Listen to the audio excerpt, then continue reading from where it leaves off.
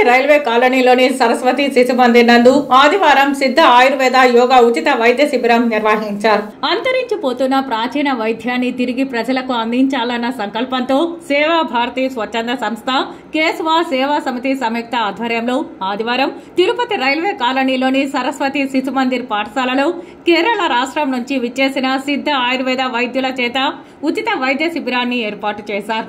ముందుగా జ్యోతి ప్రజ్వలనతో ఈ వైద్య శిబిరాన్ని ప్రారంభించారు. ఇందులో వైద్యులు వెన్నునొప్పి, మోకాల నొప్పులు, మెడ నొప్పులు, భుజాల నొప్పులు, కీళ్ల నొప్పులు, పక్షవాతం, కడుపు నొప్పి, గ్యాస్ ప్రాబ్లం, వినికిడి లోపం తదితర ఆరోగ్య సమస్యలకు వైద్యాన్ని అందించారు. 250 మంది వైద్యం పొందారు. మరో 3 నెలలు చివరి ఆదివారం ఈ వైద్య శిబిరం ఉంటుందని ప్రజలు సద్వినియోగం చేసుకోవాలని కోరారు. ఈ సందర్భంగా నిర్వాహకులు మాట్లాడుతూ 5 నెలల పాటు ప్రతి నెల చివరి ఆదివారం సరస్వతి శిశు మందిర్ పాఠశాల నందు సిద్ధ ఆయుర్వేద యోగా ఉచిత వైద్య శిబిరాన్ని ఏర్పాటు చేస్తున్నామని, దీనిని నగర ప్రజలు సద్వినియోగం చేసుకోవాలని పిలుపునిచ్చారు. చరకుడు రచించిన ఆయుర్వేద వైద్య గ్రంథంలో కూడా సిద్ధ వైద్యం గురించి వివరించబడి ఉన్నదని, అలాంటి ప్రాచీన వైద్యం ద్వారా ప్రజలు అన్ని రోగాలు నయం చేసుకోవచ్చునని పేర్కొన్నారు. ఈ కార్యక్రమంలో సేవా భారతి సమితి సభ్యులు మునిరత్నం, కీర్తి వెంకయ్య, చంద్రారెడ్డి, హేమంత్ కుమార్, రాయలసీమ రంగస్థలి చైర్మన్ గుండాల గోపీనాథ్ రెడ్డి, సుబ్రహ్మణ్యం రెడ్డి,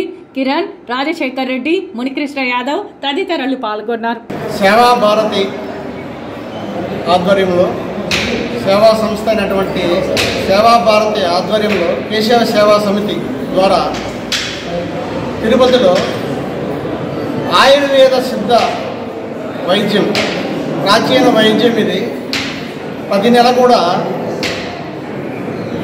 చివరి ఆదివారం సరస్వతి శిశు మందిర్లో జరుగుతూ ఉంటుంది.